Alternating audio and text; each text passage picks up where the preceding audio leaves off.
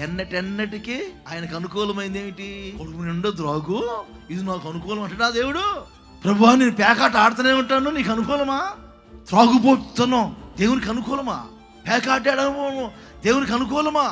తల్లిదండ్రులు కష్టపడి చదివిస్తారు, నేను స్కూల్కి వెళ్ళి కాలేజీకి వెళ్ళి అక్కడ లవ్లో పడిపోతా. లవ్లో బివ్వా నీకు ఇష్టమా? బోల్తాలు పడిన చాలు. ఇవే దేవునికి అనుకూలమైనవి. మనిషిగా బ్రతకాలని, మనిషి మృగములాగా ప్రవర్తించకూడదు, వర్షావాయులు తప్పకూడదు.